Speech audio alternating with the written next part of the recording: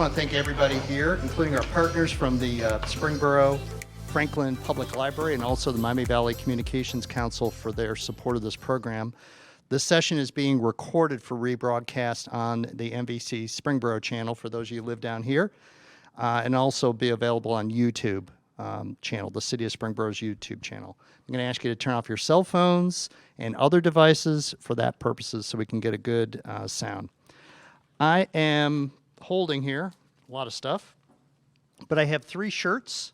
Everybody has, almost everybody here has Team Enso gear, but we do have, we will have a drawing. For those of you who wish to participate, we're going to have a small, large, and extra large Enso shirts. Thank you, David, for your contribution to that.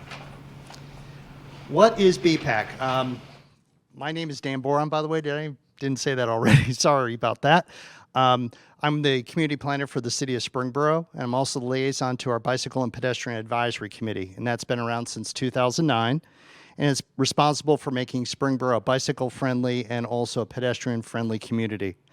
We sponsor rides, events like this one, as well as we advise council, mostly through our community, our volunteers, all volunteer board, on long-range plans and also projects. Some of you have been down to Emailo Park. We just recently completed, or almost completed, our first off-road trail, specifically designed as a multi-use trail here in the city.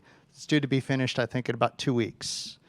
Anybody interested? Our meetings are open to the public. They take place across the hall in council chambers, and that's on Monday. Our next meeting is on Monday, January 24th at 6 p.m.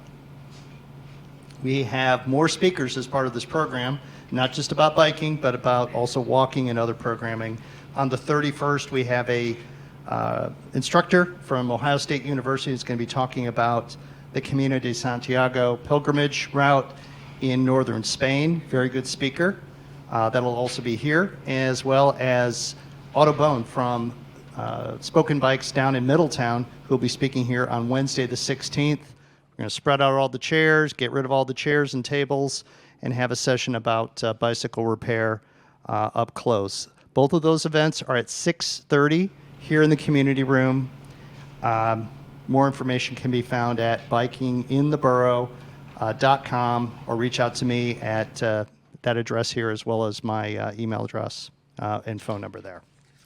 I know most of you, many of you, are familiar with Team Enso, so I'm going to keep this brief and turn it over to David Warner, who met last summer after I was following the dots, as many of you were. Many of you were on the route, so you were the dots as well, for Team Enso and the Ride Across America. And we're really happy to have you here, especially all of our Springboro participants in the ride and crew. Thank you very much for your work. And I'm going to turn it over to David to give a background about the ride, how you got there to the race across America, as well as what's next for Team Enso. Thank you very much. Thank you for the introduction, Dan. We appreciate it. First of all, I'd just like to say thank you on behalf of Team Enso for everybody showing up tonight. I know you have other places you could be, but we appreciate your time tonight to listen to our journey. We're working on some technical difficulties, so hopefully we'll be able to get the slideshow pictures going throughout this. But what I want to do is bring up our 4 riders from Team Enso. So if you guys would join me up here and grab a seat. A couple of them are Springboro natives. So Judy Stutz on the far left. Judy, wave. She is a Springboro resident, so you may have seen her around town on her bike or walking or on a gravel bike or somewhere like that. Sitting next to her is Doug Sellers, who is also a Springboro resident. And when Doug's not up in the air flying around the world, he's on his bike, usually riding around through Springboro or somewhere around the world, or watching his daughters in plays, musicals, etc., involved in the arts theater around here. The gentleman that just got up, who's operating as our technical advisor tonight, and also our eating advisor up on there, David Cox.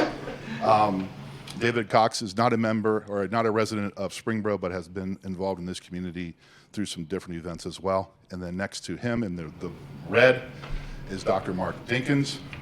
So when he's not at his practice working on teeth, He's out riding or chasing his kids around or having fun with his family as well. Our intent tonight is to make this a conversation, a story, if you say, about Team Enso. We're going to start from the beginning of Team Enso because I think it's a unique story that everybody should enjoy hearing about. And then we'll work our way through the buildup of how we got together as a team, put together a crew, and decided to make a journey across the United States, starting in Oceanside, California, and ending in Annapolis, Maryland. So without further ado, let's get going. So I'm going to start with the person far on the left because it's probably where this whole thing started, with Judy. Judy, share how this idea came about. I get blamed for a lot, so I do get blamed for a lot. We'll say credit. It really has been a journey, and to go back to the start, it does take us back to 2019. And if you would have asked me 20 years, 10 years, 5 years, September of 2019, if I would have even thought I would do a RAAM team, the answer would be absolutely no. It was never on my radar, never a thought, but yet it came to be. So in 2019, September 27th, I had a bicycle accident. And I was training for a triathlon, and I was the strongest I'd ever been, I felt. Strong, fast, healthy, you name it. But that bicycle crash revealed some things that I didn't know. And I injured my shoulder, I injured my ribs, and a chest x-ray showed that I had a nodule, actually, in my chest. And that chest nodule then was suspicious, and they wanted to do a CAT scan in my chest. Had the CAT scan done, and that showed a nodule in my neck, or thyroid. So within a moment of feeling the strongest I'd ever been, I was being diagnosed with thyroid cancer and feeling like I was fighting for my life. So that was September 27th.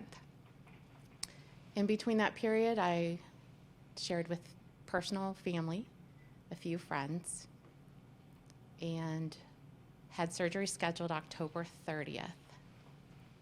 On October 30th, I went in to the hospital with my family, and they were going to do a total thyroidectomy, central neck dissection with lymph nodes.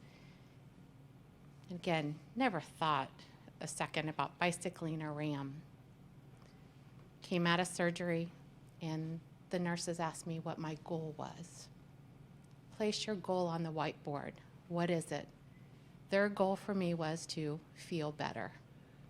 And the words out of my mouth was, RAAM 2021. I must have been delusional. I must have been under severe anesthesia still. I have no clue why that would have come out of my mouth. I had friends that had done RAAM in 2018. I had crewed for RAAM in 2019. I had been asked to be on a team prior to that. All said no. So now RAAM was on my agenda. I had people that I knew that also wanted to do RAAM. And then I also knew of two guys I highly respected. I wasn't close with at the time, but I totally respected them. Their values, their core beliefs, their desire to push themselves, to work hard.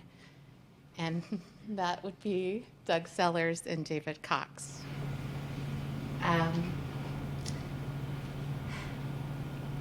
So in June of 2020, it did become official.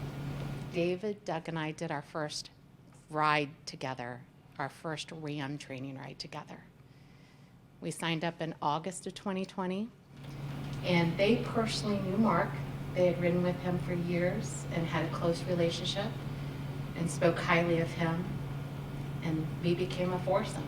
We became Team Enso. And Team Enso, it's amazing. It's just amazing how we got to that point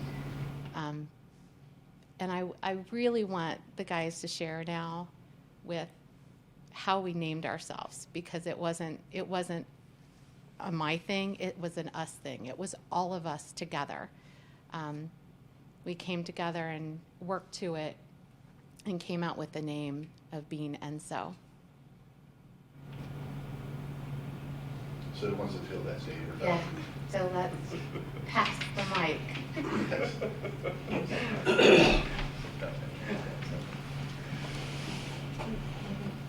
There was a lot of brainstorming that went on of what we should call ourselves.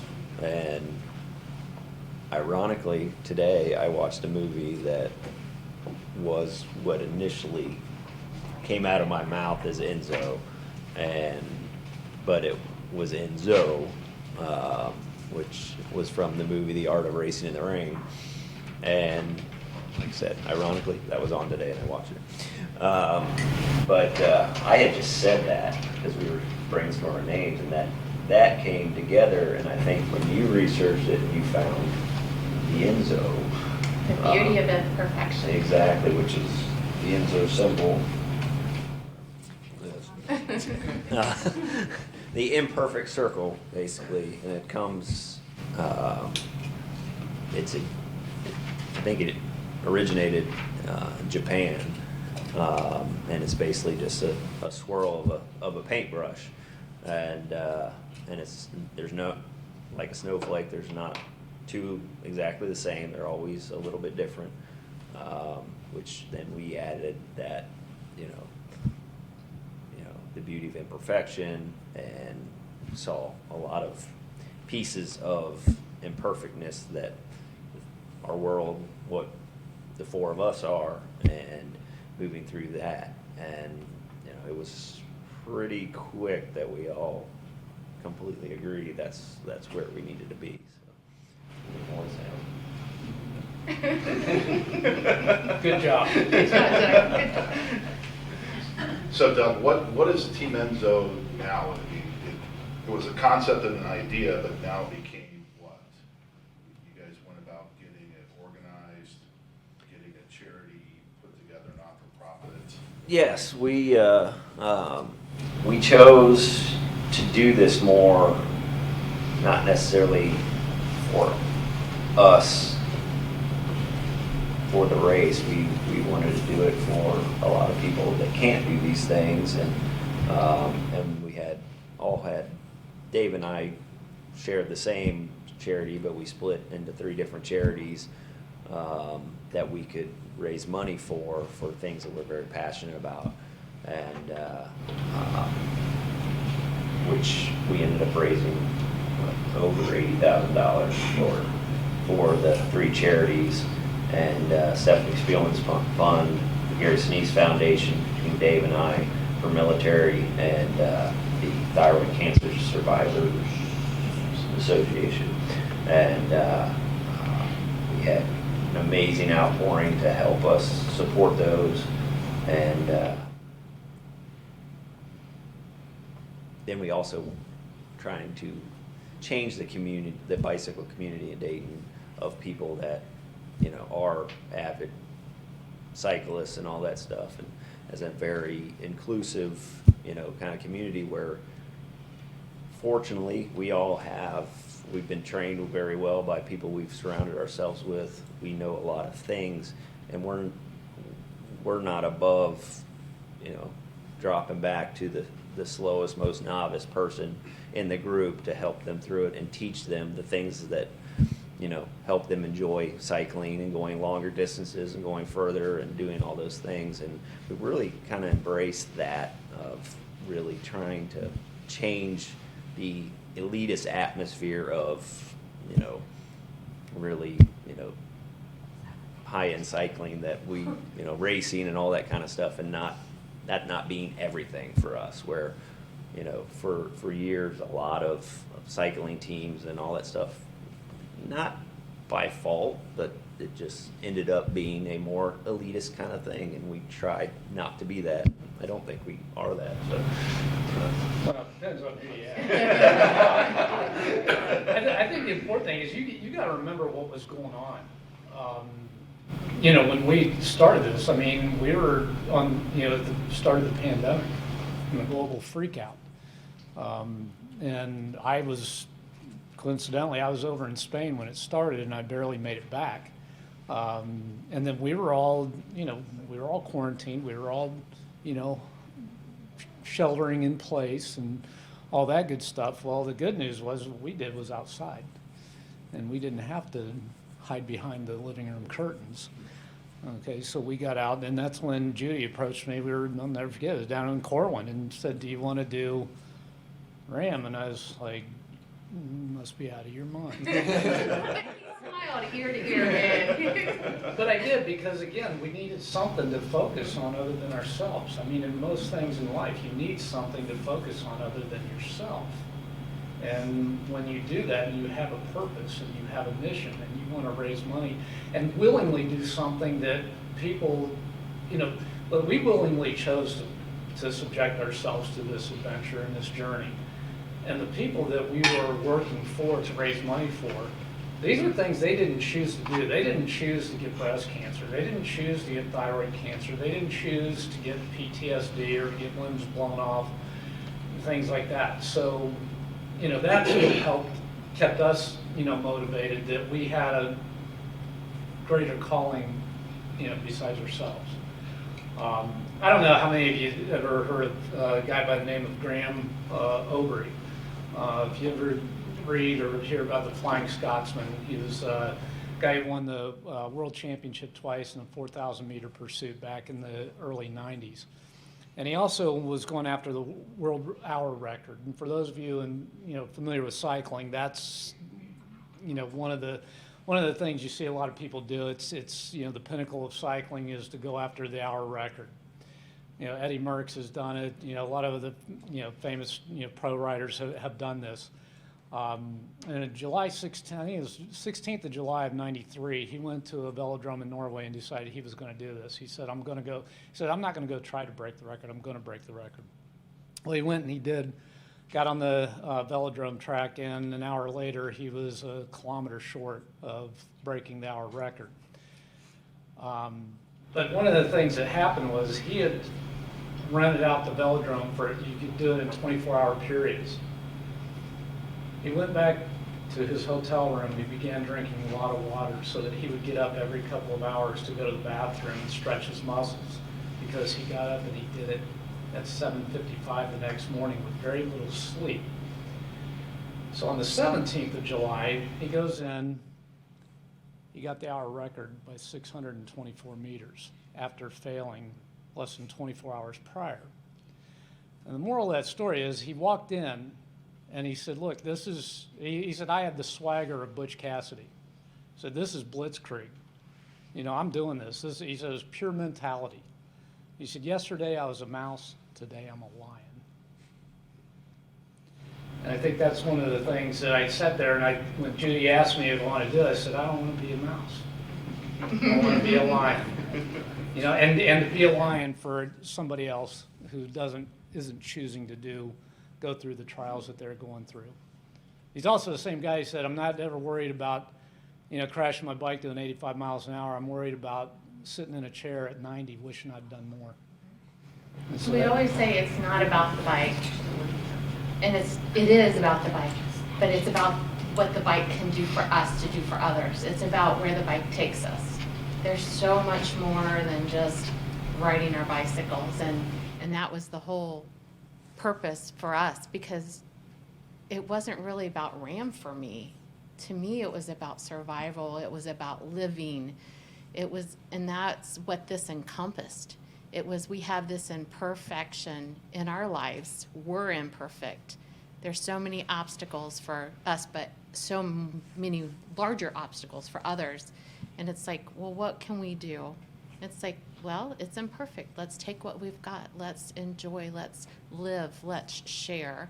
And then the biggest thing with the charities, and it was so natural. It came so organically that it was from their hearts. I mean, it wasn't like, what do we want? What would our charities be? It was like, oh my gosh, we all had something so personal that spoke to us, and it was David, who immediately, Gary Sneese Foundation, I want to make sure we get, and it was like, click, and then Stephanie Spielman Fund, click, Thyroid Cancer Survivors Association. So it became so much more, and again, it wasn't even about RAAM at that point, it was about Enso and about our community and involving others or being a part of something and making sure we are inclusive, because cycling, doesn't matter how old, young, age, ethnicity, size, pace, it doesn't matter. Everybody has a part in it. And that's what, like Doug said, we just want to really make sure we encompass that we are part of the community, and not just growing the cycling community, but growing our community, of caring for one another, being out on the street, being on the sidewalk, but sharing it together. And we needed an outlet. Well, we've got a vibrant cycling community in Southwest Ohio. We really are blessed, with what we have. And if you don't know that, go someplace else and ride and see what it's like.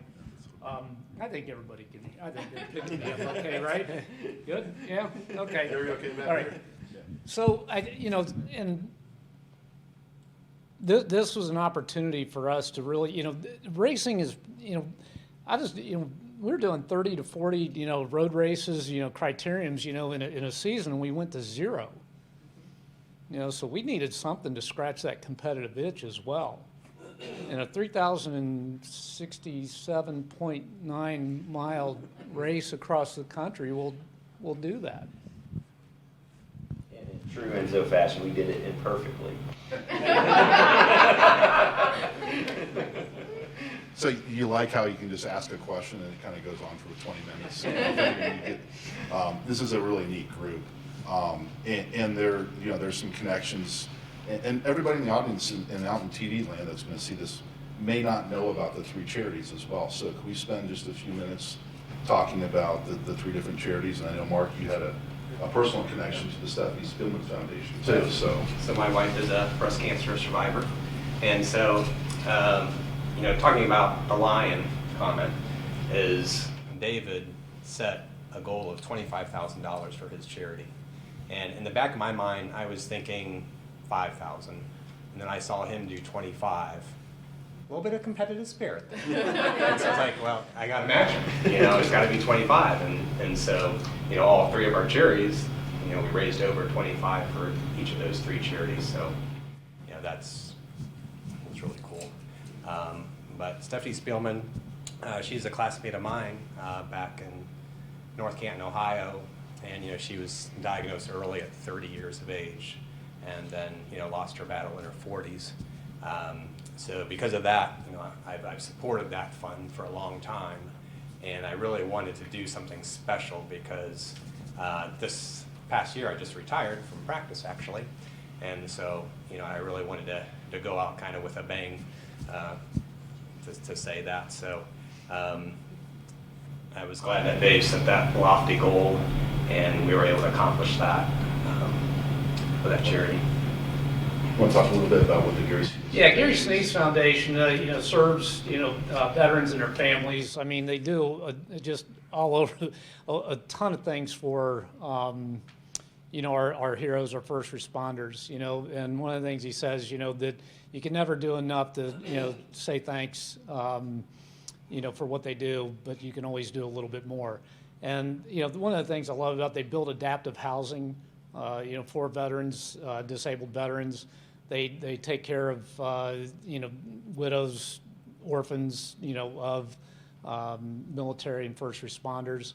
And one of the criteria that I always look for is that as much of that dollar is given is going to that cause. And, Gary picks up he basically takes care of the administrative expenses. So, about 98 cents of every dollar goes, to building those adaptive homes and all the services that they provide, for our veterans and first responders.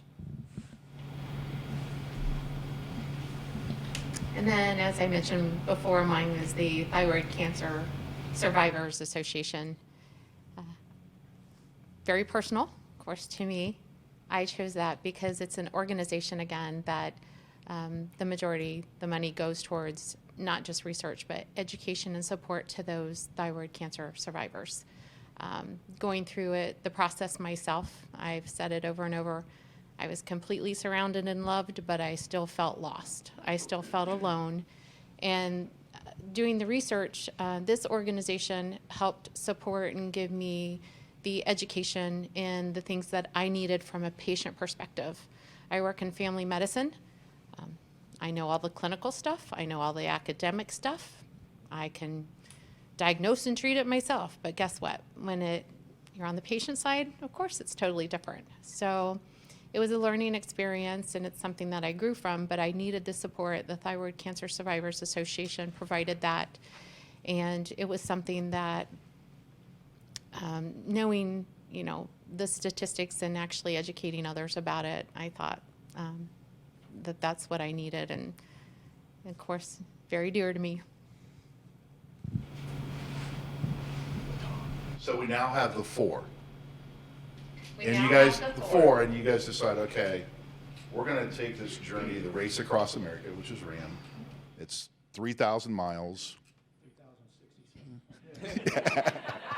Plus, yeah, just a little bit over 3,000. We'll just rounded it there. And can you do this alone? Like, what was the next step? Like, what was the 4 of you just going to show up and with your bikes and go do this, or what happened next?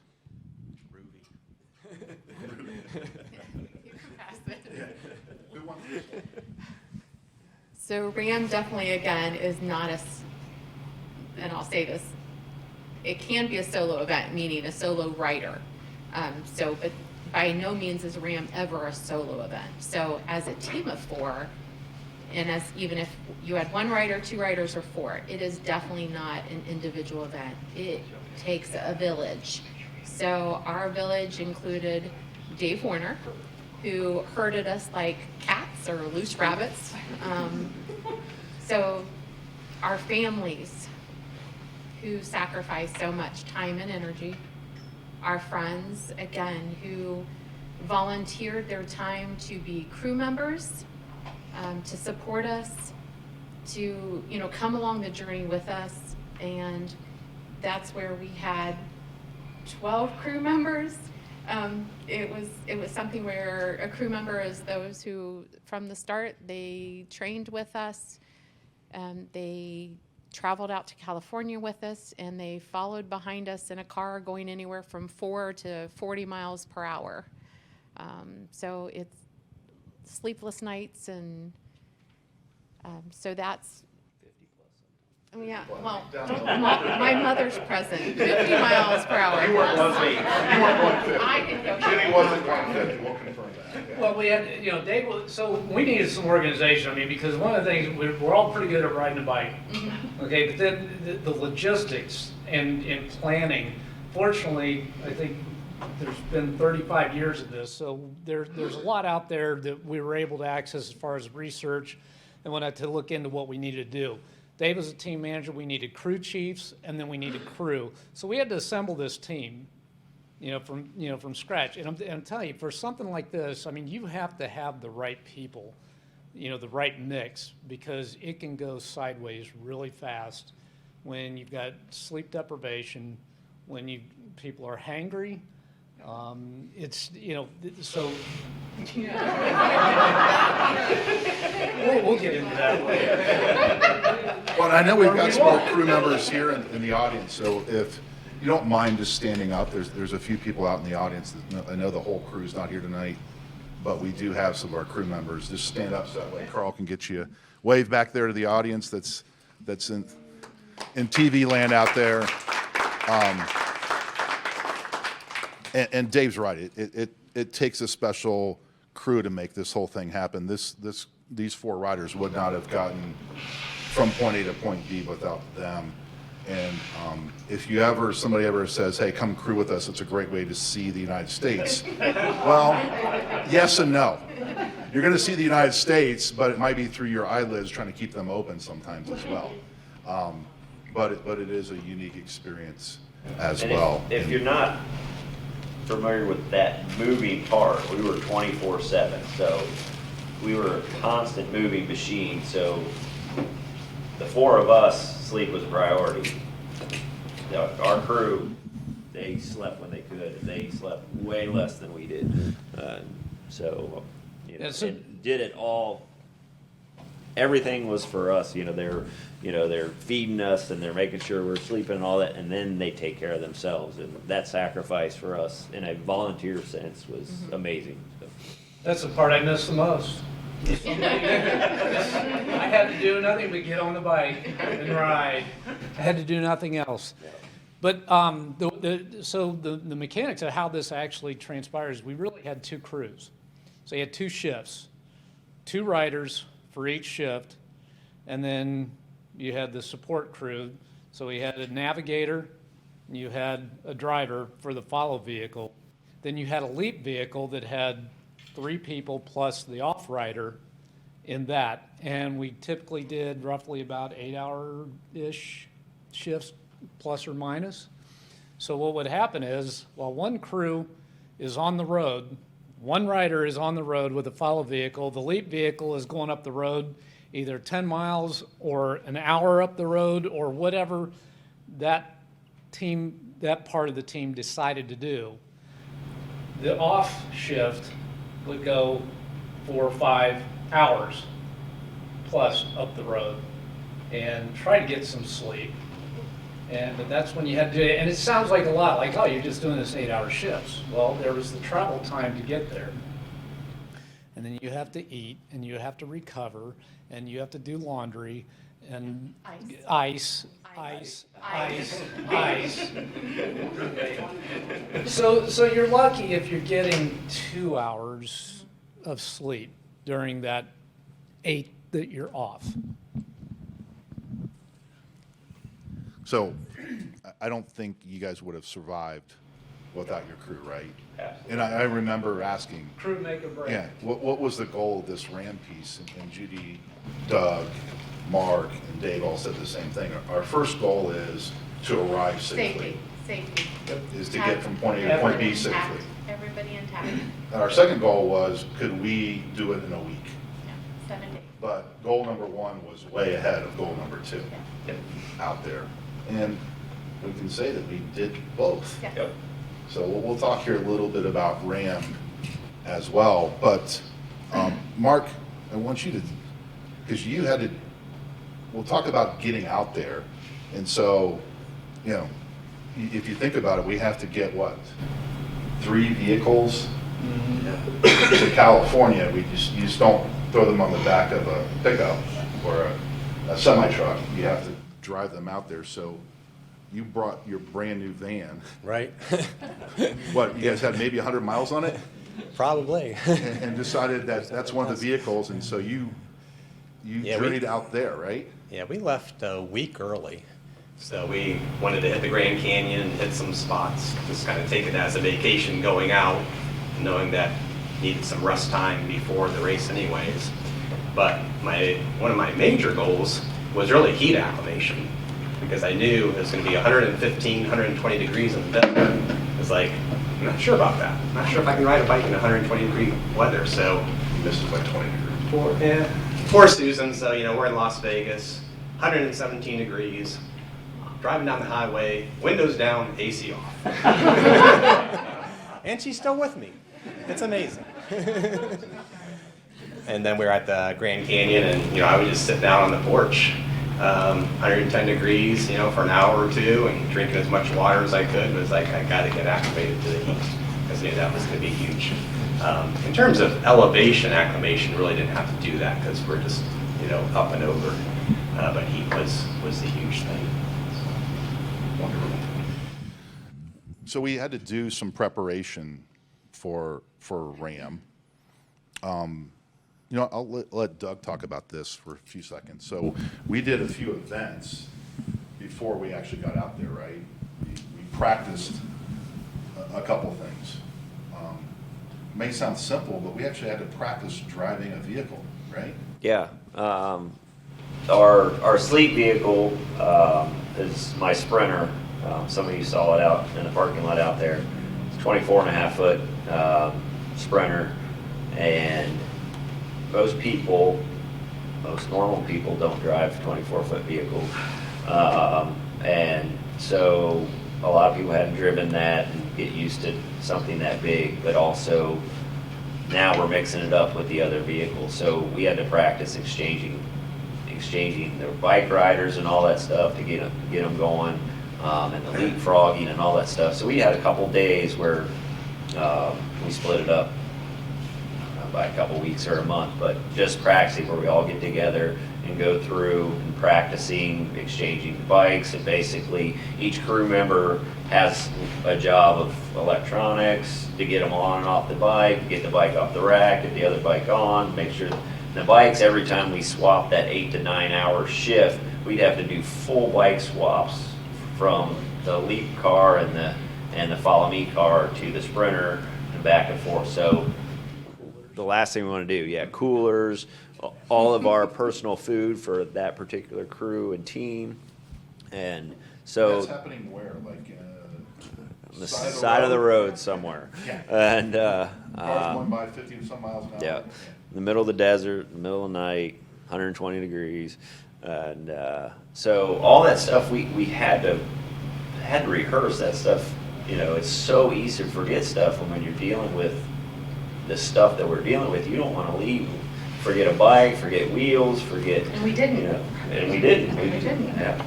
And so we had to do. We spent a couple days before just practicing. And those things. were good days. They were great days. They Those- were that was part great of the- camaraderie. yes. You know, building and then we kind of figured out how we can do this. So Yeah, we're fortunate because the route goes right through here. yeah. Okay, so we weren't far from, so we did most of Ohio during our training sessions. And the thing is, when we, part of the preparation for this, there were 2 weekend Zoom seminars that the RAAM organizers hold all day long, and they said on there that Ohio is the most challenging to navigate from a driving standpoint. Well, I mean, you look out west, I mean, if you make a turn, a wrong turn in Kansas, I mean, how? I mean, it's Like one road. that's it. I mean, you're going up Wolf Creek Pass, you make a wrong turn there, it's hard to recover from that. So again, that was one of the, we thought, well, that's going to give us kind of a home field advantage that, man, we better nail Ohio. Okay, because if we don't nail Ohio, something's gone horribly wrong. And we did. I want to ask Mark a question here. So I know one of the trainings that you did, you had to get used to having a car pretty much behind you, because this has been the first time that you've been out riding. You've been riding with people, but not having a car so close to you. So luckily you had a crew member at your house. Tell a little bit about that when you guys were in practice. I would say the night riding was the big thing. I had never ridden at night before. So we went out as a crew and rode around Corwin. I was like, oh, this is pretty cool. Hear lots of animal noises and things like that. So, which we definitely heard in Colorado. So yeah, it was great having Susan and. What did it feel like having a car maybe 100 feet sometimes behind you? Reassuring, actually. I mean, it felt great. And when it wasn't there. Especially when we were in Colorado and there were deer running across our paths as my dad's painting the pics, and with really happened. Scotty and the Driver beeping the horn as we were descending, 40 plus miles an hour. So, the crew was huge. Just having that reassurance. We ride through Bellbrook enough, we're used to having cars right on our back wheel. It doesn't happen in Centerville. And Springboro, it's safe too, right, Dan? It's the whole 3 foot, the bike lane, and everything else that's out there too. So we're good here in Springboro. So let's take the journey. So we had to load up the 3 vehicles, get those vehicles out to California. So that took a few days to get out there. And then we had to load the crew on flights. And it all sounds very simple, except there was like one little hiccup possibly right before all this happened. So 30 days out from this thing starting, we get an email. And I think, Dave, you were the one that was all over that. So what did that email say? Do you remember what that? where we weren't sure where we were going to start. Yeah. Well, here's the thing. It starts in Oceanside, California. As you know, the People's Republic of California is a little more restrictive than the rest of the country, maybe. So they weren't sure they were going to be able to get the permits to be able to start in Oceanside, and it wasn't until, again, it was less than 30 days, prior that we even knew we were going to start in Oceanside, because it was, the alternative was Las Vegas, which wasn't really ideal, because that meant we would have been going south for 250 miles before we picked up the course. And going south where the prevailing winds are in your face was not something we were looking forward to. And oh, by the way, it was going to be hot winds, because as you may or may not remember, we were hitting records just about, I think, every day that we were out in the desert. So I got a flat somewhere, I don't know, everything was east of Borrego Springs. And it was like 3:15 in the morning, and it was still 114 degrees. And the ambient temperature coming off the road was like in the 130s. So, yeah. So we did end up, they went through and did some mock, they had to take the local, county health officials through a mock registration, a mock start and everything, and prove that they could do this based on distancing and standards and everything. And the irony of this was, we were told that if you go out there and you don't have a mask, you violate any of these things, you can be disqualified. So we show up the morning of doing our check-in and registration and everything. And of course, we're all masked up and bandanaed up and everything. We show up, we're the only ones wearing face coverings. So they finally decided to let it go, right? They let In it go. California, and say, hey, we can start this, and we get the crew and everybody out there, and we got to go from one side of the country to the other. And so how do you get there? Luckily they have a route book and to be able to do that. And so we're going to take this audience here and the audience at home a little bit through the experience of what we remember. We may not remember all hours of the day. Starting with Oceanside. So who wants to talk about the start out there, what that was like? As long as David does not mention a Tupperware container, he can start. Well, now that you brought it up, we're definitely going to talk about that. All right, so, and you probably see it up here, but there's a boardwalk at Oceanside just below the Top Gun house that they moved up above that Kelly McGillis lived in. Fun fact. So at the start, they staggered the start. I think we were 3 minutes or so where they would let the teams depart. Solo riders started on Tuesday, and we started on Saturday. So what they try to do is to try to get everyone as close as possible to arriving in Annapolis, Maryland. It takes the solo riders a little bit longer, so we started Saturday. All of us departed. We roll off, all four, and we rode the first, 15, 20 miles together. And then two of us, Judy and I, jumped off. Mark and Doug, kept going. And that's where the adventure began. So they were going to do the first leg, and we were going to switch in Borrego Springs, I believe. And we wanted to stay on the west side of the mountains because the temperature was about 30 degrees cooler. So we wanted to wait till the last minute what we thought we would need to be able to meet them at the rendezvous. So it's the first time that we're going to do a team switch, and what could go wrong? Well, we cut it a little bit too close, and God bless Gary Palmer, who's not here, a physician that was our primary driver, was driving the Sprinter, and all of us were in the back, and it was a very windy descent to get from up above down into the desert.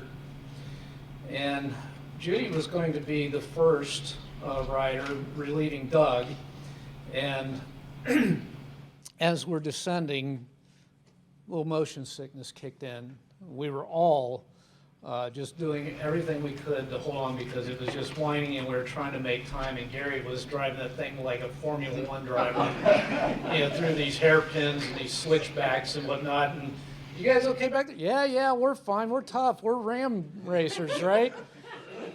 Well, I had this Tupperware container that I have this concoction that I make. I've eaten it every morning for the last 15 years. It's a toxic sludge, a combination of oatmeal and a bunch of other things. I eat it raw and I put it in this Tupperware container. Well, somebody decided to use that Tupperware container to get rid of their breakfast before getting on the bike and taking the first shift. Please do. So I learned something that day. I had never had motion sickness in all of my life. and we were in the back, and it was Jill and David and I were all looking at each other, and Jill says, "I got to move up front. I'm going to get sick." And David and I just kept looking at each other, and I thought, I'm strong. I can do this. And I'm just sitting there smiling. I look at him, and I was like, and I run, and the first container I can find is this beautiful Tupperware container. And I learned that day that he has a very emotional attachment to that container. It's my whoopee. I ran, I got it, and I was like, oh, I got sick, and I had to throw away this container. And he's like, what? Not my container. My container? And it was like this an initial, and I thought I lost him that day. But we regrouped. I went in dehydrated and sick, and I got on the bike and rode like a champ. We had a great pull, and it was funny because we started with that imperfection, and it was fine. We rolled with And it. then all the work we did on these exchanges, I was coming down the glass elevator, this road we're talking about. You lose 8,000 or 9,000 feet in 7 miles or something. Yeah. And so I'm screaming down this thing. With the crosswinds. With the crosswinds. And then I get to the bottom where all the vehicles are waiting for these exchanges. I don't see a soul that's Enso. I just blow through it. And then I stop when I see the sprinter. I never saw another rider. I'm like, where's the rider? I'm freaking out. And apparently she saw me and went. But all that training we had on exchanges, blew it the first time. First chance, That's the plan's gone, all right. and the best part was I'm seeing this happening, and there's nothing I can do. I'm just sitting back going, all right, it'll be what it'll be. We'll get better as we go along. And there's this old guy sitting on a park bench, and he's got his cane, and he's just sitting there, and he's just shaking his head. Because he knows what's going on, because this is Borrego Springs. There is nothing else going on other than RAAM, and he just shook his head like, oh, you guys are never going to make So it. cool though, that this was the reaction we had while we were out there. I mean, we didn't have complete meltdowns. We didn't have that, there's always going to be moments where we didn't get things right, but it was to have these personalities. It's amazing that we clicked the way we did, us four and the crew. Hey, Doug, is that glass elevator ride up on the Facebook page? it is not. Not anymore? It Okay. is in my GoPro, and Okay. it keeps failing on the download, but it's Okay. there. So maybe someday we'll have it back out there so you can experience that ride. So that's California, then we're moving into Arizona, right? And Arizona presents a unique challenge in a couple ways. One we expected, and one we got thrown a total curveball. So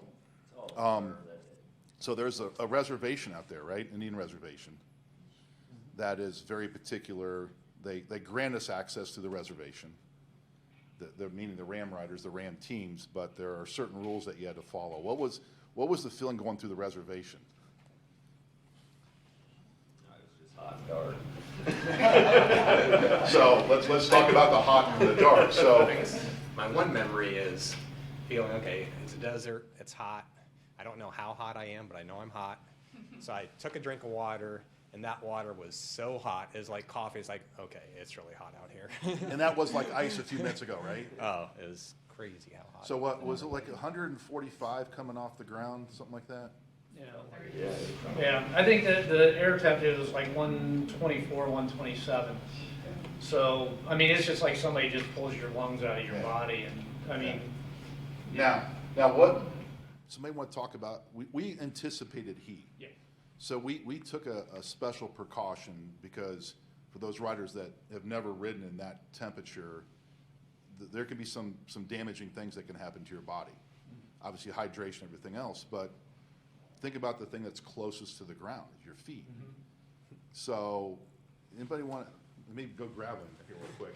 Yeah, so one of the things, fortunately, there's been a lot of people who've gone through this before we have, and I was doing some research, and I saw one guy mentioned that he had, had been getting, one of the problems that he had was his feet swelling, from the heat, coming up out the desert.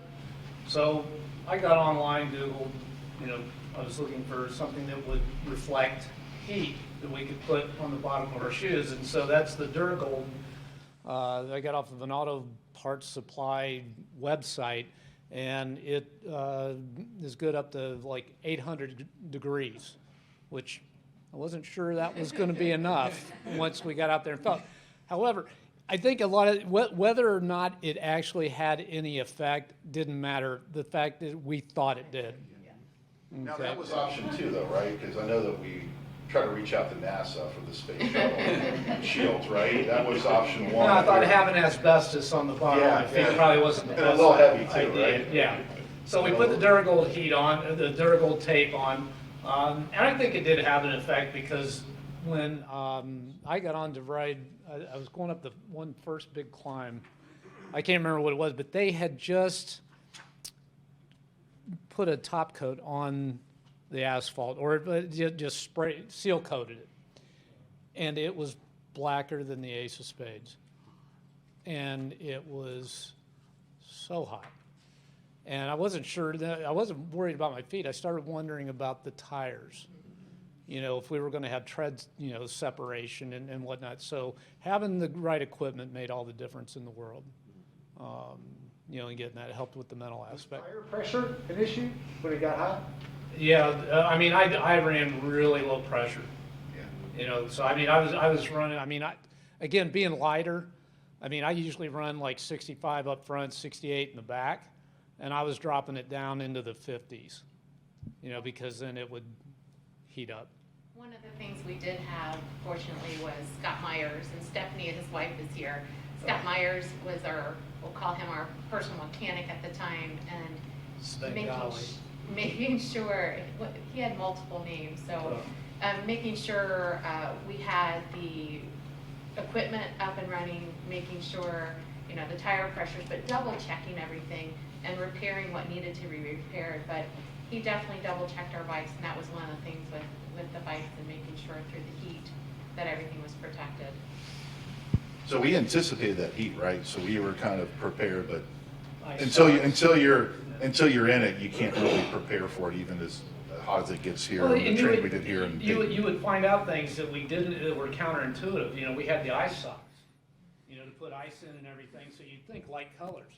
The best ice sock I had was a black wool sock that was filled with ice, and I got to the top of that climb, and it still had ice in it, and I thought, no way. But yeah. So let's talk about something that we didn't expect happening, that did happen in Arizona. So I'm home base, I'm following you guys, and suddenly the team disappears from all tracking. And we have no idea where things are going. We have no idea where anyone is at this point. And so I'm scouring weather channels, everything else, and come to find out that you're off the course because what happened? Anybody want to talk about that? Wildfires. We had a 100-mile detour, what was it, just south of Flagstaff, Yeah, I think. Camp Verde area. Yeah, so you're told, detour, okay, you expect a detour maybe 3 miles, 5 miles, 100 miles? Are you kidding me? Yeah, so that, and then there was a rendezvous issue, Yeah. I think right before we got into the detour. But then even approaching the fires, weren't you on with this? Oh, yeah. I mean, the heat, the smoke, I mean, it just, Yeah, there and were unfortunately, teams I that went was, into it too, right? Yeah. You guys saw ahead of you that didn't We were fortunate enough that we were one of the first teams that they detoured Yeah. away from that. Yeah. 'Cause I think some teams had to drop out because of that. Yeah, this was the first year they said teams DNF'd or did not finish because of the heat and the conditions. So, So we're getting through Arizona and then we're heading where? Utah. Utah. Well, just brief, just a Yeah, little, just, Navajo Nation. Just the reservation, to the corner of the reservation. But what's coming up? We all know what's coming up, right? Colorado. Colorado, that nice flat little bump in Colorado, right? So Dave, I know you did a lot of the climbing there, right? That was my job, Yeah. was So climb. talk a little bit about your experiences. You've probably seen some pictures up here where. Yeah, if you see the where's one what? where my wife is walking behind me, that's how fast I'm going, okay, up that. So the interesting thing about RAAM with all the elevation, most people think, oh, the Rockies, you know, all the mountains out there, that's where you're doing the climb. And it is. It's the highest point on the route is Wolf Creek Pass in Colorado, top out just under 11,000 feet. So that was going to be, that was kind of my bucket list item for the race that I wanted to go, and I wanted to do the segment. It's 8 miles long, 3,000 feet. I practiced it on RAAM and everything, or on Ruby. But the thing is that the thing you cannot practice is that elevate, you know, the altitude, the thin air. I've done it in training virtually 52 minutes. I thought, cool, I want to do it in under an hour. Well, one of the things I thought, well, okay, given the elevation and the thinner air, okay, that gives me a buffer of 8 minutes. I actually needed 13 minutes. So, You had the heat on top of it. yeah, because that was the thing. When I started the climb, it was 93, and when I got to the top, it was 84. So there really wasn't any relief. So the heat just, beat you to death.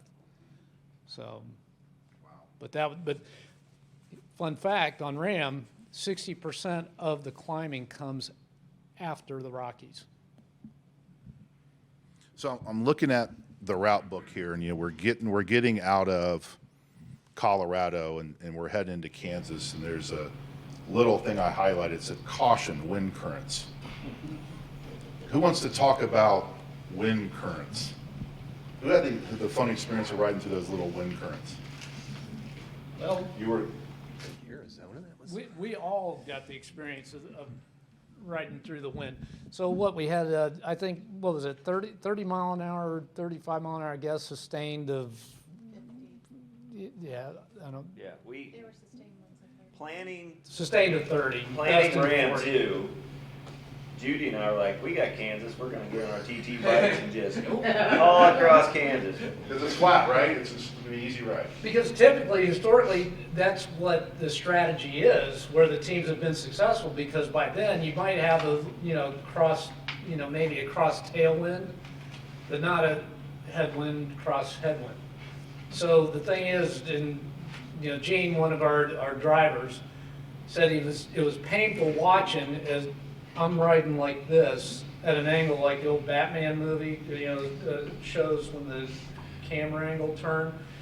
And I actually started experiencing knee pain because of the angle that my bike was, and the way I was pedaling. I was in a really strange situation. It was hard taking your hands off the handlebars to take a drink. I know Judy would stop. Would you to take a drink? I didn't drink. No, Or didn't drink? I would never stop. And that was part of the challenge, though, is that we had sustained winds of 30s, gust. I think someone else was vacationing out there, and she said gust up to 50. But yeah, we kept the TT bikes racked, and we brought out the road bikes with shallow rims. And like David said, it was a constant tilt. And it was one of those things that when the gust would come and you would tilt, but if it would relieve, you could go back the other way. But yeah, we had that crosswind the entire time. So Kansas was already a miserable place. Yeah, Now. you add that to it like this for 2 hours.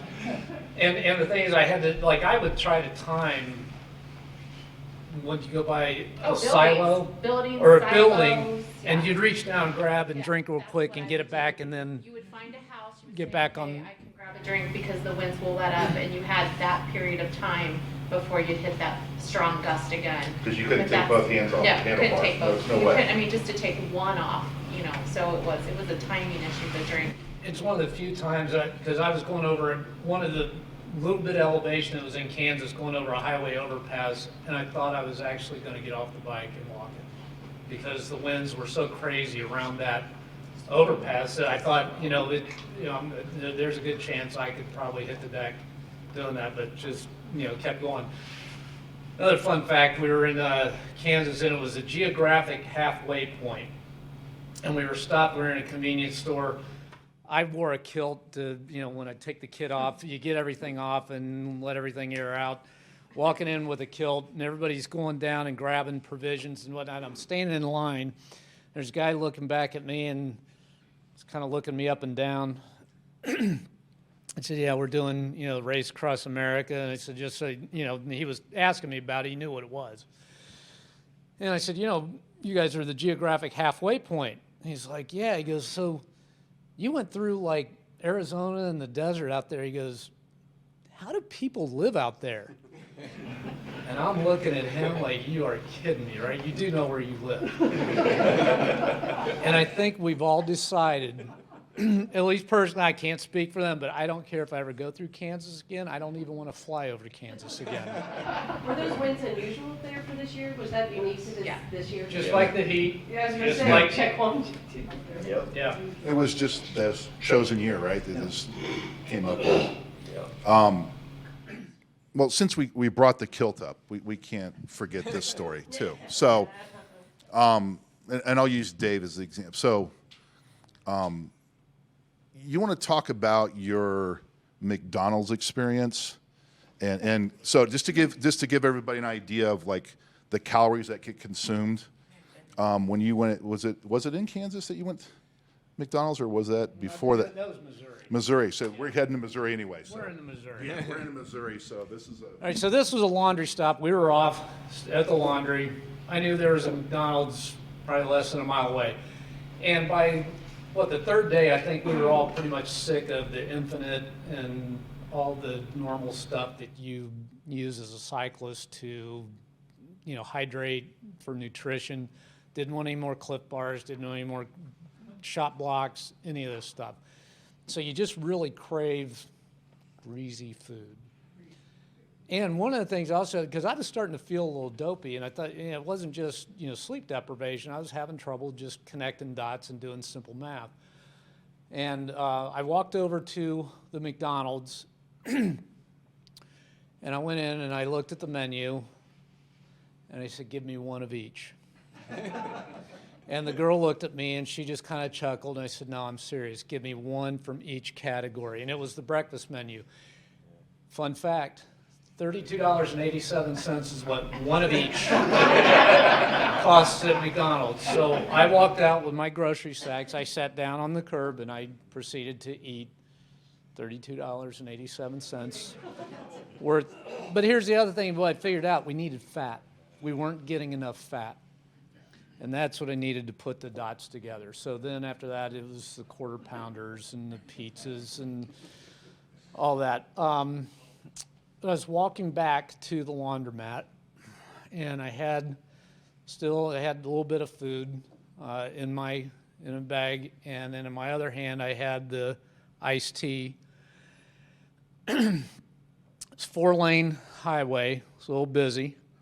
I made it halfway across, stopped in the turn lane, and I'm waiting. Cars are going by. Wind caught the kilt, blew it up, and I just stood there with both hands, and I thought, I am never going to see any of these people ever again. And I made it across the other 2 lanes of traffic. So now we know why we're really not going back to Kansas, That's right? really why I'm back. So we're getting short on some time here. I want to make sure that Dan, are we okay back there for right now? So I'm going to speed through a couple states. We'll speed through the rest of Missouri and Illinois and Indiana. And we're going to talk about, and And I think, Mark, you were the one that rode into Lebanon, right? So why don't you talk a little bit,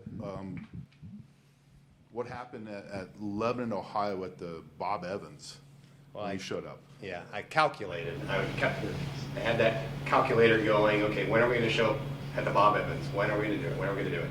It was like 5 a.m., 4 a.m., 3 a.m. You know, it kept on changing. It was bouncing all around. I was like, you need to get there early enough that people will still be there. So I just focused just hard as I could go to get to Lebanon, and rolled in probably what, 2 a.m. or something like that.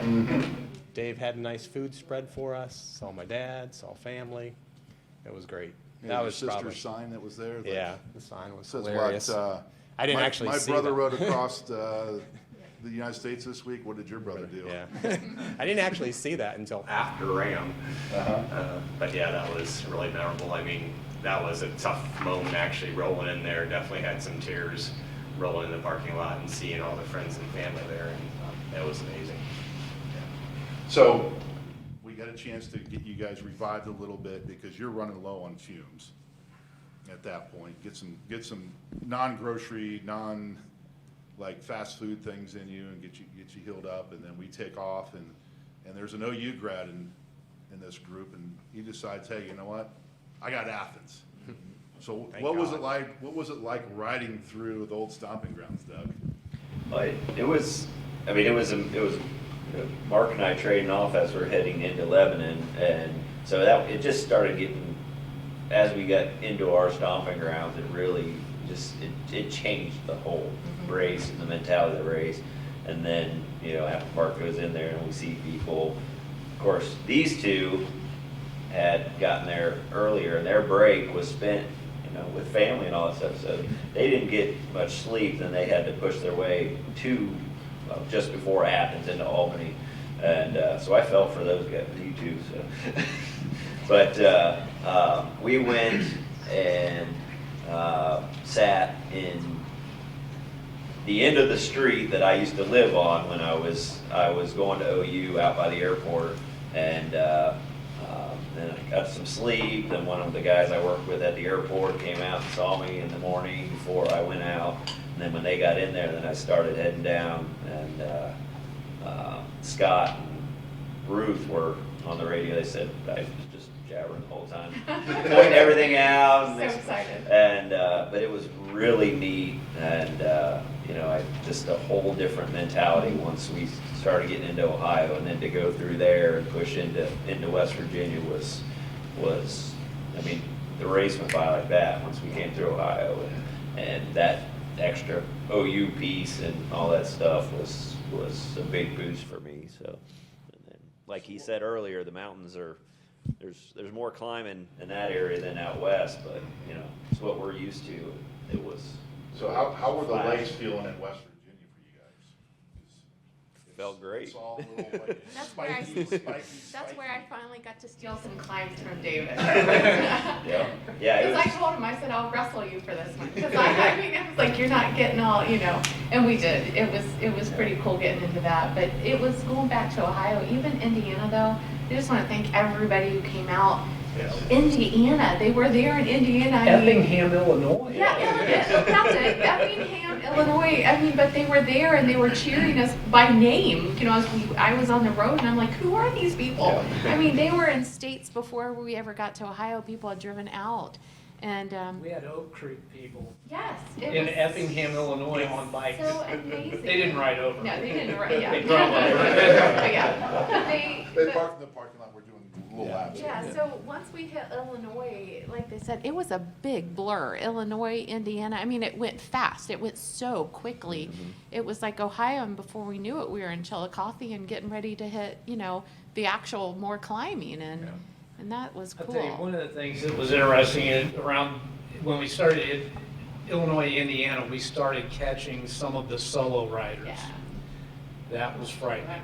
Yeah. Because you just didn't even want to make eye contact because they were zombies.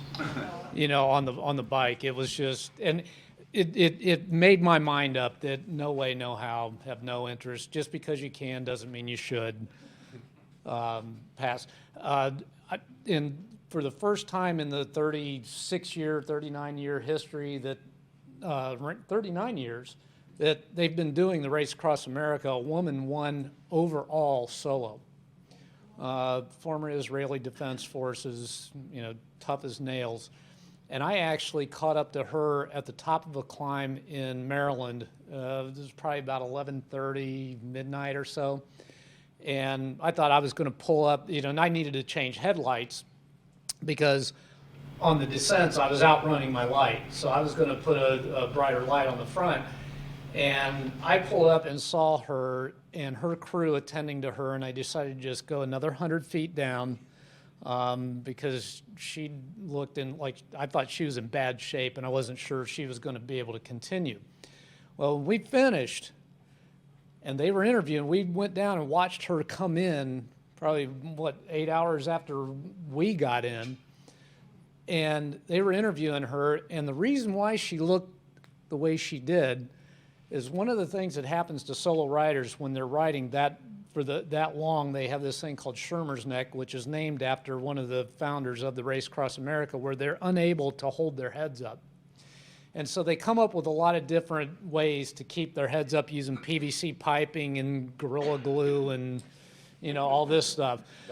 Duct tape, whatever.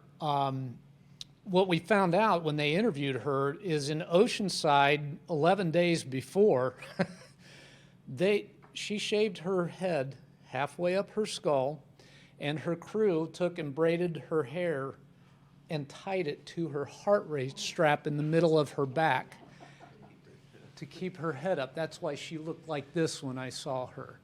And she was like that for over 11 days. Don't say never. She didn't sleep a lot either, too, right? All right, so we're through West Virginia. We're coming into Maryland, and that's the home stretch, right? You think you're there, and then we realize how long it takes to get through Maryland, right? And it's just a constant barrage. So, the finish is actually at Annapolis along the water, but not the finish for you guys, right? Right. So that's the ceremonial finish. So you come across the finish line, the timed finish line, and you make it in what time was it? Well, our total time was 6 days, 20 hours, 31 minutes. I knew you had that memorized. Yeah, and the finish was cool because the way we picked each other up along the way, because I was on, and then I picked up Judy, and then Judy and I rode together, and then picked up. Yeah, this means a lot to me. Yeah, this means a lot to me. Yeah, So, that's why I'm bringing it. This means a lot. We're getting to the finish. This is it. This is over. And for me, it was too fast. I wasn't ready for it to be done. I wasn't tired enough. I wasn't hungry enough. I wanted to keep riding. And we were at the gas station, and Jill and, Carrie, you were gone at that point, but we were at the gas station and getting ready to do an exchange, and David had just pulled in. We were on, and I was going to be the last one to pull. It was going to be my last pull, my last ride, and David said, "Can I stay on with you?" And it was like the last, 40 miles, I think. And I was like, really? I mean, of course. I mean, it was him and I together. We had gone through this journey, being on the same shift together, all this time, but we'd never ridden together, and it was like, well, yeah, it was the best part for me. So there's a photo of us, the follow vehicle behind us, he and I side by side looking at each other, and we're getting ready to turn the corner, and this is our final pull together. So we did. We made that journey, and then Mark and Doug were off shift, but we had radioed ahead saying, this is where we're going to pick you guys up. Those two joined us, and now we're all four riding this last leg together. So it was one of those things that I didn't know if we were going to be able to experience that, besides just pulling into the finish. It was like we started it together the first 12 miles, and we were going to finish it all four together, and we did. So we're all four riding, though. And I know we talk about the heat, we talk about all of that, But we had great weather. We really did. We had beautiful weather the entire time. Wouldn't you know it, that last hour, downpour. Absolutely. We were all together. We're all together, all of us, and all of a sudden, I mean, we can't see. You can't see. It's pouring the rain. So that last hour, though, we pull in, and our official finish is another gas station out beyond the ceremonial finish. So we pull in there together, and it was like, that's it. That was it. I think I'm tired. I think I'll go home now. But real quick, on that stretch, I don't know if maybe she blocked it out. There was a stretch where we were on an interstate highway. Yeah. Oh, yes. Yes. We were on major interstate highways with traffic going To Baltimore, like DC, 80 like miles per hour, both sides of us merging on and off track. I mean, it was. I could see through the shield. Her eyes were this big. We were in the middle of a highway with traffic going 80, and during the course of RAAM, I was on the highway solo by myself numerous times, and you just kind of put your head down and do it. But yeah, there were other teams that had messaged and said, hey, you know, this highway is really dangerous, just be careful. And it's like, you know, it was, but yet that was one of our prayers, is safety. And but yeah, that last stretch, being on the highway with cars merging on and off, and that part I could get. I'm glad we got through. That's for sure. I was having a blast. I told her I was laughing, and I said, there's no other circumstance where we would be doing this, nor will we ever do it again. That's true. And I had a headset in and listening to music, and it was funny because I got giddy because Freebird came on. Yeah. And it kicked, and we're on a highway with cars doing 80. I was like, this is awesome. And you're trying to draft them, right? You're trying to catch a draft there. So you guys get into the timeline, 6 days, 20 hours, 1 minutes. Yeah. And we get to the ceremonial award piece, and we find out what? What place did you guys come in? In our Number division. 1 in our division. So that was like goal 3, right? That was way down on the list. That It was, wasn't even a thought. yeah, it wasn't even a thing there. So we left out some stories because, you know, time-wise, you know, there's the deer story and the headlights that actually took out the headlights. There are some there's, you know, Lloyd, the police finding him asleep in front of a subway. Thought that he had drank too much and passed out the night before or something. He was just sleeping. So, you know, there are a number of crew members that couldn't be here tonight, either because they live out of town and just not able to make it in, or just had some other prior engagements as well. But we miss them and thank them for all their work. So we're going to wind up here in a few seconds, but let's just talk about how people can get in touch with Team Enso. What are the various ways that they can find out about what Team Enso is doing next year, 2022, and what's coming up, and how they can ride with us and be involved with us and do some things? Anybody want to tackle that? Back to Judy again? Yeah. So of course, I want to make sure everybody knows all of us are very approachable outside, riding our bikes. I mean, first of all, if you see us, please say hi. Please say hi. Please come talk to us. Please feel free to join us. But nowadays, I mean, one of the main ways you can, you know, see what's going to happen in 2022 with Team Enso. At this point, we don't have huge plans like something like RAAM, because again, that wasn't our real big thing.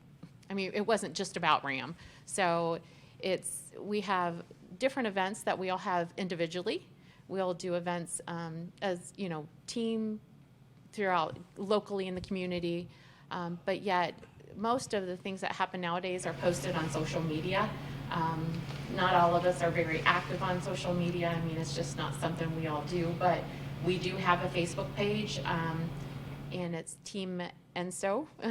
And then we also have a webpage, teamensocycling.org. But on the social media page would be Facebook, and that's where we'll be posting. Oh, and Strava, thank you. And Strava, that's one of our, we do enjoy Strava together.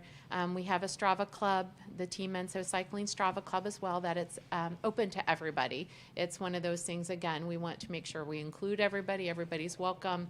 So Strava Club is an open club. You can just join it and be a part of the team. We post some rides, some challenges on the Strava page, so that's one big way. And then again, if there's a local event or something, we want to have a ride or meet down in Corwin. 2020, we did end up having a ladies cycling day. There's a national cycling day for women. And so I think we had a good, 25 people. Audra was there. And we got out a lot of new riders or females who really had not been out in group rides because they were intimidated. So we had a great turnout for that. And then we had some other challenges. But yes, those are the two main ways I would say would be the Strava Club and then Facebook page. And then the website, it's not a live website, if you will. So it's something that's just there for information at this point. But those are the main ways. Find about the charities and those things. Oh, yeah, you can find out about the charities on the website as well as on Facebook.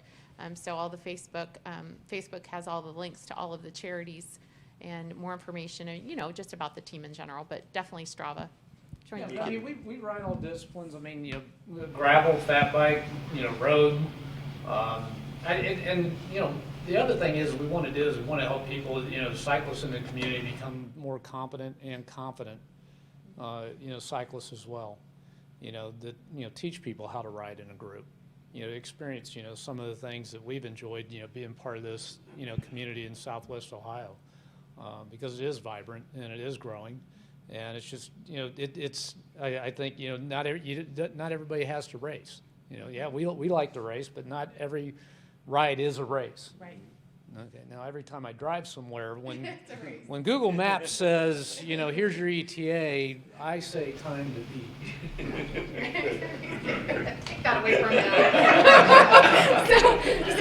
But that is definitely one of the big goals, for me personally, is growing women's involvement in cycling, of course, and having a women's presence, especially in gravel and off-road cycling. So that is one of my goals, of course, is just to encourage, again, new and experienced riders to come out, to push their limits, to push their zones, to get out past that safety net and just experience it together. And a couple of little pieces, because I know several of us also ride in the DCC too, so there's a number of us that you'll see out riding with the Dayton Cycling Club as well. Dan, do we have just a couple minutes we can, so can you guys tell just real quickly, like who was together the whole time on one crew and who was on the other crew? Is it apparent that Judy and Dave were together riding all the time and that Mark and Doug were? So, questions? Anybody have a question for the team or anything about RAAM or anything that we may have left out or you had a question about? Everybody wants to get out of here. What were you Okay. guys thinking, each of you, as soon as you were done, what did you want to do? Like, did you want to eat? Did you want to drink? Did you want to hug your spouse that was there? In Annapolis. Yes. Crab cakes. We kind of left that part of the story out too. Yeah. Crab cakes from the start was one of the main goals, is we go for crab cakes, so. Yes. So you guys talk about exchanges. Are there any RAAM rules that you had to follow during the exchanges? Oh. Could you just pull in, take my time, then get back out, or what was the No, I mean, parameters of the exchange you had to abide by? Yeah, I mean, it's very specific. Who was there to enforce that exchange? Well, There's officials everywhere. there's officials everywhere, and you don't always know where they are. And, we had interaction. We had one where, you guys had taken a natural break. And one of the officials had gone by me, but didn't see, you had to have a light at least blinking during the day. She didn't see it, where it was, whatever, and stopped and asked, them. But we were out in the middle of nowhere, and there was an official roaming. Middle of nowhere. And so, the rules were there for safety. I mean, so, you had to be, at least 5 feet off the fog line, the white line. You couldn't be on private property. I mean, there were a lot of rules, and we had another distinction. We were the only team that did not have any penalties. So every time you got a penalty, you could get, 3 penalties? 3 and then you get 3 and then you're disqualified. Okay, and the penalty, it's an hour off your time. So we wanted to make sure, and so kudos to the crew, man, they nailed it. I mean, they won their race as well because that. There's penalties there- of cars, you know, you can't tailgate with other teams, and all kinds of there's a lot of just little rules, and a lot of it has to do with traffic flow, and then the rest of it has to do with safety, and so, I you just know. wonder, because like in each exchange, it couldn't possibly be an official at each exchange for every team. Surprisingly, they were around a lot. Yeah. That's And true. because there's kind of this flowing bubble of the teams, so they're all kind of within that, and they know there's only certain places where You can make the exchange. people can exchange, so they have a pretty good idea where all those are. So they're Had to operate they're like they around were a lot. hiding behind trees watching us. Well, and the other thing, you know, we have a natural inclination towards survival, so we did want to follow things, and if it's 5 feet off, I'll take 10 if we can get it. Right. You know, so that part wasn't that difficult. But it was some of the things, like if you made a wrong turn, you could not turn around and go back and then resume. You either had to get off and walk your bike back, or another rider on your team could take off from that point, but you could not turn around and ride your bike back that, you know, in reverse direction. So, I mean, it was, you had to be, you know, but again, And some of the rules vary by state too. So for Yeah. example, like in Arizona, you couldn't have a follow vehicle. yeah, because in like Navajo Nation, you had to have one 24/7 during the day because rampant alcoholism. Basically, they said when you see another vehicle on the road, they're more than likely quite drunk. And when we were going through the Navajo Nation, I mean, as wide as the shoulder was, there was that much of an area off the road, and it was empty liquor bottles as far as you could see. Unbelievable. It was the most amazing thing I'd ever. Yes. Was one of you pretty much riding all the time? So in an exchange, did you have to actually like high five or hand the Yeah, time? cross wheels. Cross wheels. Cross wheels, okay. Yeah. So the 4 of you were not together in one place? Only for that every 8 to 9 hour exchange, and it was and quick. one of you were leaving immediately, so Yeah. there's only 3 of us that any. Wow. And we probably could have, I mean, we didn't rush our exchanges. We wanted to be We safe. weren't, there's, you know, As long as you teams got that one rider do on this the stuff road. all the time that are practicing all these super fast We exchanges. took didn't rush. time to high five, we took time to hug, we took time to say hello, to get a little rundown on how We was missed it. each other. We I mean, missed we each- were 2 totally different Yeah, teams. we but- missed each other, so Yeah. our exchanges, oh goodness, yeah, we could have sped up, you asked about a time limit, you know, with the exchanges, or, I mean, we could take as long as we wanted to exchange, riders as well as crew. But yeah, the only time we got to see each other was when we were doing a full crew exchange, and you know, there's 6 other people crewing for us on this side, and then there are 2 other riders, and it's like, we took our time to at least, you know, acknowledge each other, and Catch up a little bit. that What's was always happened in my the last thing. I year. mean, you know, Doug's in there and I'm climbing in the car saying hi to him, you know, I just want to see how they're doing, so yeah, definitely. And each team, you know, made up their own exchange within the team.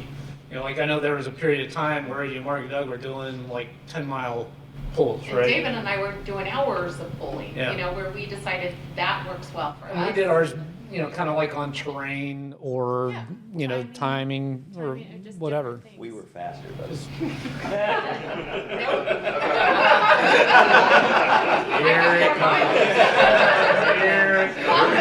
Here we go. We're going back to the Garmin stats now. We're going to leave those out. So just to give you some insight. So you guys get back, and is the last thing you're thinking about is getting on your bike for a while? Or does someone come back in the next weekend, jump into a race? Did somebody do that on the team? I did do that. So you just rode with the team 3,000, how many miles across? She said it wasn't enough. Yeah, so that was a warm up to what? Then you get back and you decided to do what? Do you know what race it was? I forget. But yeah, I did.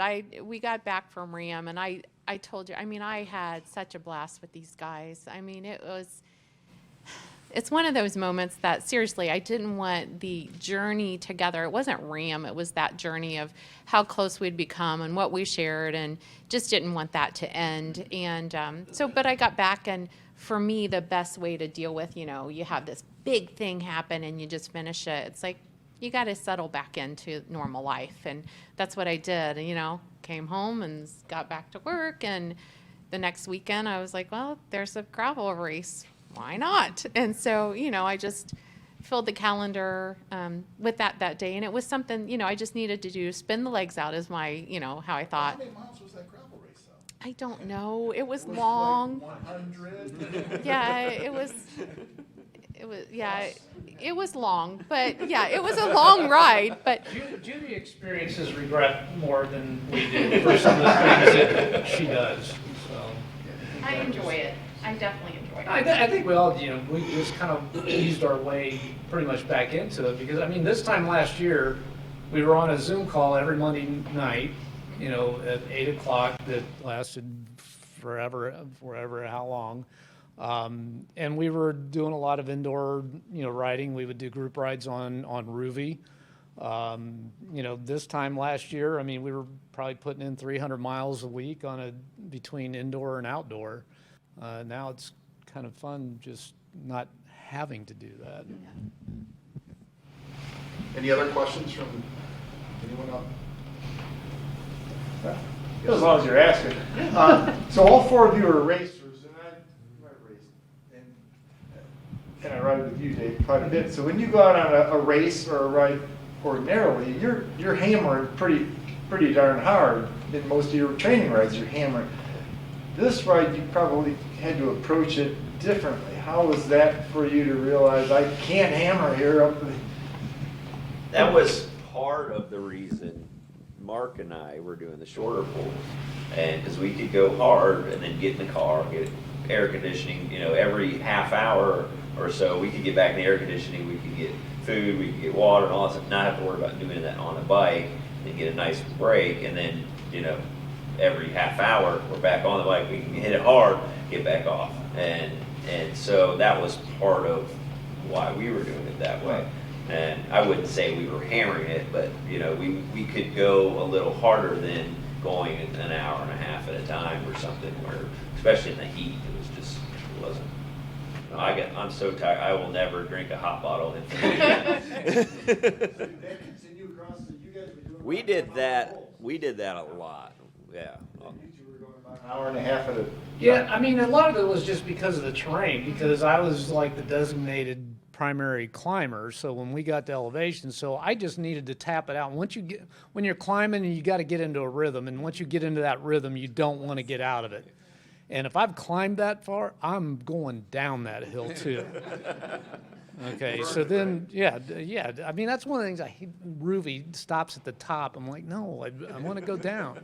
But yeah, that was, part of our strategy. And Judy could just go forever, doesn't matter. So. David is such a strong climber, and like I said, I told him you're not getting all of them, but we knew going in. Wolf Creek Pass, day one, it was his. Back in July of 2020, it was gonna be his the following year.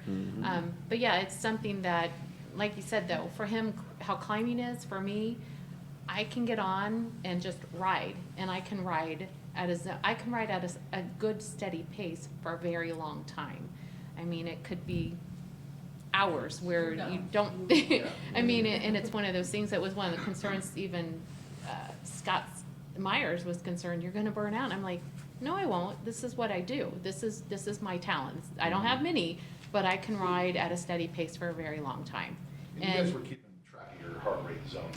Yeah, heart rate. So when you talk about going hard, we were making sure we weren't going up around fours and getting into fives.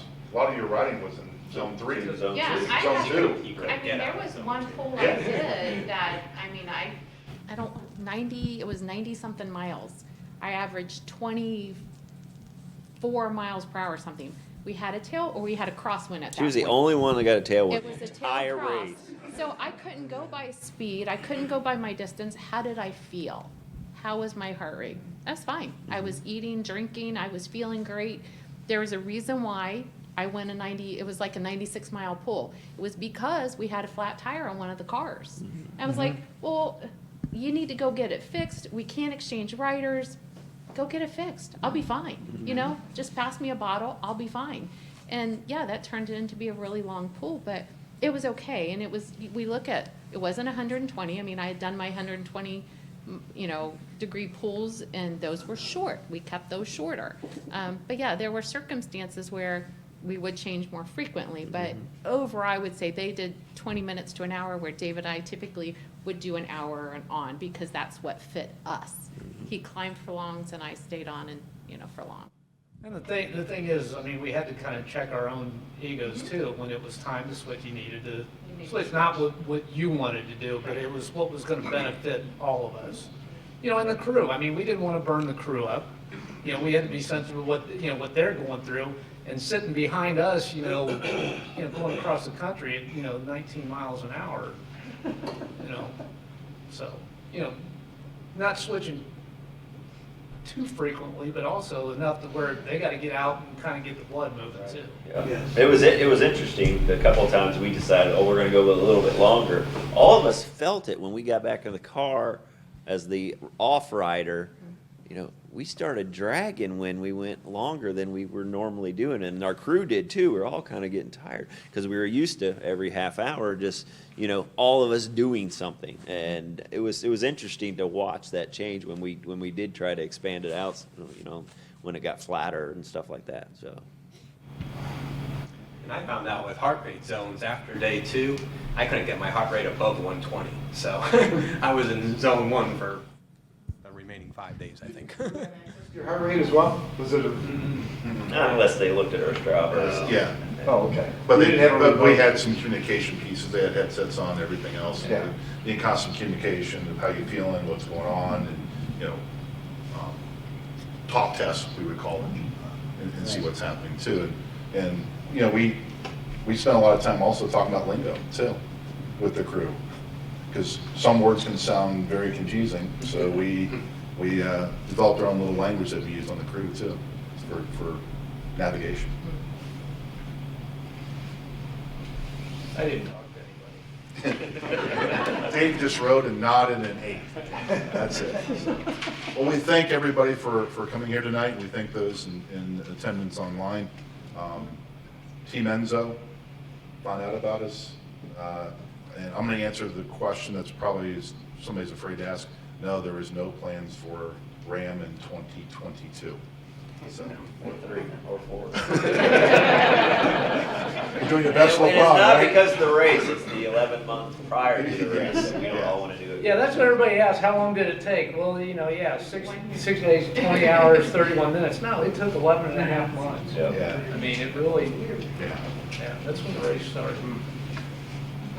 Our route book and stuff's up here if anybody wants to Yeah. see what you actually look at. If you want to ask about the bike that was ridden, or one of the bikes, there's some special pieces that they did trek out also on that too.